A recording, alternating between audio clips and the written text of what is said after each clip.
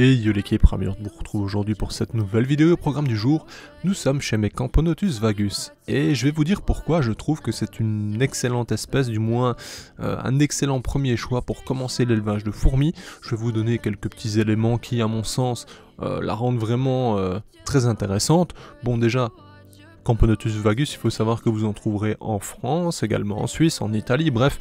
Elle est donc endémique, on la trouve par chez nous.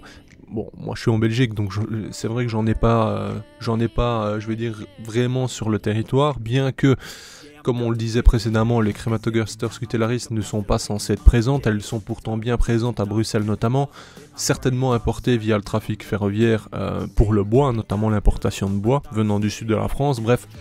On va pas rentrer dans les détails, hein, c'est pas le but de la vidéo, mais peut-être qu'un jour on trouvera des vagus sur la Belgique, c'est fort. Ça se trouve c'est déjà présent et on le sait pas, hein. Il y a peut-être des gens qui en voient tous les jours sans s'en rendre compte, hein. Bref. Passons. Ce qui est intéressant avec la Camponotus vagus, c'est déjà elle a une très bonne taille, et c'est vrai que pour l'observation c'est quand même franchement intéressant, donc quand on commence, on a envie aussi d'observer l'évolution. Les vagus ça évolue plutôt bien, plutôt rapidement, pas spécialement la première année, mais par la suite ça envoie, franchement c'est super sympa. De plus, en termes de gestion, l'humidité par exemple, on n'a pas besoin de la gérer, on peut très bien les placer dans un nid en bois où on n'aura pas besoin de gérer l'hygrométrie, d'apporter une quelconque humidité via, je vais dire, un apport en eau, etc. Cependant, il faut garder en tête que, bien entendu, dans l'aire de chasse, il faudra constamment un point d'eau, un abreuvoir, quoi. Ça c'est important. Pour le reste, ça peut être super esthétique également parce que vu qu'elles apprécient fortement le bois, vous pourriez très bien avoir une fourmilière exposée chez vous, notamment en bois avec une très jolie aire de chasse qui ne serait pas un crime, je vais dire, si on le voit sur un beau meuble ou quoi que ce soit. Sincèrement, il y a des choses vraiment très esthétiques dans l'élevage de fourmis si on élimine tout ce qui est nid building, etc. Cependant, ça veut pas dire que ce n'est pas viable, hein, loin de là, je ne critique pas ce type de fourmilière, mais je veux dire par là qu'on peut franchement avoir des choses qu'on expose fièrement parce que c'est très très joli, notamment des créanciers en bois comme vous le voyez ici chez VK Hormigueros ou même Foranto ou d'autres artisans du bois. Donc ça, c'est déjà un bon point. Maintenant, qu'est-ce qui fait réellement que c'est super intéressant, je trouve? Voilà, il y a un petit résumé, c'est tout simplement que c'est endémique, on la trouve pour pas grand chose, en termes de prix vous pourriez l'acheter pour pas grand chose effectivement.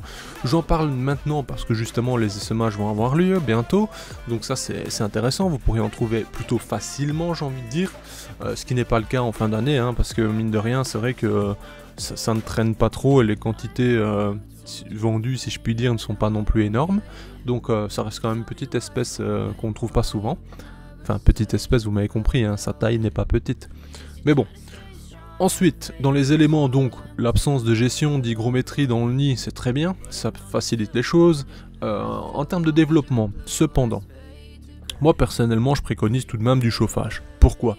Parce que si on regarde en nature, notamment si elles viennent du sud de la France, de l'Italie, etc., il y a quand même des températures qui sont assez sympas, assez agréables, contrairement à ce qu'on a en Belgique notamment. Donc si vous venez de Belgique et vous voulez justement faire un élevage de fourmis, les températures ambiantes ne suffiront pas, j'estime, pour un développement correct. Alors, ça ne veut pas dire qu'elles ne vont pas se développer. Bien entendu, les températures de votre maison vont faire en sorte qu'elles vont quand même évoluer, mais ce ne sera pas aussi optimal que ce qu'elles pourraient avoir en nature. Pourquoi? En fait, en nature, des fois, même si il ne fait que 20 degrés, le fait que le soleil tape pendant 6 heures sur une pierre, sur un nid en bois, sur une quelconque surface en soi qui va justement retenir cette chaleur, sur cette surface on peut atteindre facilement des 26, 28, etc. Et je ne vous apprends rien, lorsque par exemple vous allez tondre, notamment en été, votre pelouse, vous allez voir des monticules de terre, souvent on verra des petites fourmis jaunes, mais également des fourmis noires. Ces fourmis sont nommées Lasius, et vous allez vous rendre compte, hein, si vous prenez le temps, malheureusement si vous devez tondre, quoi qu'il arrive, c'est normal que vous faisiez votre pelouse, on va pas s'empêcher non plus de tondre parce qu'il y a une fourmilière qui est sortie, mais si vous prenez le temps juste avant, vous passez votre doigt sur à peine 2 cm, je vais dire de terre, vous remuez cette terre, vous allez facilement vous apercevoir qu'il y a déjà des cocons, et notamment du couvain, quasiment à la sortie du nid, quoi. Tout simplement parce que leur but en sortant de terre, en faisant ces monticules, c'est d'aller capter la chaleur du soleil directement et favoriser le développement du couvain par conséquent. Mais il y a pas mal de fourmis qui fonctionnent comme ça finalement, notamment les formicas. Par exemple les formicas, on va les retrouver souvent sur des surfaces très exposées. J'entends par là des pierres, j'entends par là des dalles, peu importe, même sur des trottoirs, parce que déjà en dessous de ça c'est du sable, hein, c'est un mélange de sable ou de stabiliser ou ce genre de choses qui sont facilement creusables par nos petites fourmis justement, et ces surfaces vont capter vraiment la chaleur, la garder une partie de la nuit également, et c'est donc des endroits parfaits pour leur développement. J'en reviens donc au chauffage. Pourquoi mettre du chauffage? Parce que justement la nature offre un merveilleux système de chauffage naturel qui est le soleil et qui peut vraiment apporter des points très très chauds qu'elles utilisent vraiment. C'est pour ça que des fois on se dit, est-ce que pour mes Lasius niger ou autres Lasius j'ai besoin de chaleur? En fait, si on veut répondre clairement, non. Ça va se développer sans. Mais si vous voulez vous rapprocher de la nature, je trouve qu'un point chaud c'est important dans une colonie, qu'importe sa provenance. Alors attention, il y a des exceptions sur les espèces notamment en altitude, l'Iniperda, etc. La journée, elles peuvent avoir vraiment un très gros coup de chaud, si je puis dire, avoir une très bonne exposition et donc avoir une belle chaleur, mais la nuit, ça peut redescendre fortement et avoir du très froid, tu vois. Donc voilà, certes, je ne peux pas m'exprimer pour absolument tous les cas et pour toutes les colonies de fourmis d'ailleurs, mais de mon point de vue, parce que j'insiste là-dessus, c'est vraiment mon point de vue et ça ne m'engage que moi, vous n'êtes pas obligé de prendre mes mots pour une vérité absolue, mais je trouve tout de même qu'un apport en chaleur, même dans un élevage, c'est quand même important. Qu'importe l'espèce en général, c'est quand même pas mal. Bien entendu, il y a des situations qui font que ce n'est pas nécessaire. Admettons, vous avez, je sais pas moi, un terrarium avec des serpents, qu'importe. Votre lumière au-dessus dégage 26 degrés, vous placez votre fourmilière juste à côté, elle aura un apport de chaleur suffisant, et à ce moment-là, vous n'auriez pas besoin d'investir dans un thermostat et un tapis chauffant ou un câble chauffant, qu'importe votre système de chauffe. Bref. Et donc voilà. Camponotus vagus, ça reste pour ma part un excellent choix. C'est une espèce qui peut être ajoutée à la liste des espèces parfaites pour commencer. Comme j'entends, on pourrait très bien y placer les Crématogasters scutellaris. C'est pareil, c'est super facile. Et c'est franchement très agréable à l'observation, facile au développement. Il y a bien entendu des prérequis qui sont très simples en soi, la nourriture, etc.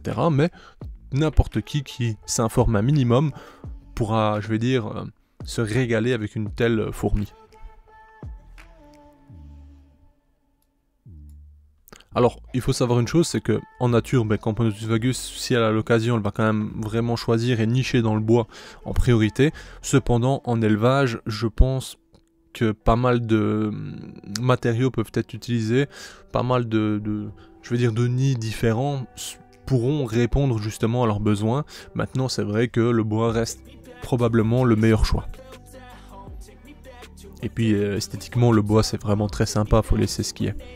D'ailleurs, dites-moi en commentaire qu'est-ce que vous pensez de cette espèce, de mes choix, de ce que moi je vous dis en tout cas. Si vous n'êtes pas d'accord, je suis vraiment ouvert et disponible justement pour discuter là-dessus, pour débattre éventuellement, parce que ça m'intéresse de voir les points de vue des d'autres personnes simplement. Voilà. Donc maintenant, faut savoir qu'il y a pas mal de possibilités, Vagus c'est juste l'une d'entre elles, et le but de cette vidéo c'est vraiment de vous dire que voilà, les essaimages vont arriver pour cette espèce, que vous allez forcément trouver pas cher dans peu de temps, et que pour commencer, je sais que beaucoup de monde regarde au prix qu'ils mettent, parce qu'effectivement, il faut se rappeler que lorsqu'on arrive dans l'élevage de fourmis, on se rend pas compte qu'on peut mettre des sommes dépassant plusieurs centaines d'euros pour une fourmi. Et il faut comprendre et ne pas oublier que lorsqu'on commence, sincèrement, on a déjà du mal à mettre 50 euros parce qu'on se dit waouh, 50 euros pour une fourmi, c'est quand même quelque chose. Les débuts, moi je m'en rappelle parfaitement et je comprends totalement ça, c'est pour ça que je reviens là-dessus et je me dis que Camponotus vagus c'est pas cher et c'est un excellent choix. Ici à l'image, vous avez donc vu ma colonie qui se développe tranquillement. Je l'ai sortie un peu trop tôt diapose, mais voilà, si vous regardez la vidéo précédente, vous allez vous apercevoir que c'était pas volontaire. Et donc elles ont très très bien évolué déjà, vous allez le voir dans les vidéos, enfin du moins si vous regardez la vidéo précédente, vous allez voir la différence. Elles ont vraiment bombardé. Bref, ici c'est reparti, elles vont continuer d'envoyer, c'est vraiment une espèce assez satisfaisante à observer et à regarder grandir. Sur ce, je vous remercie d'avoir regardé cette vidéo.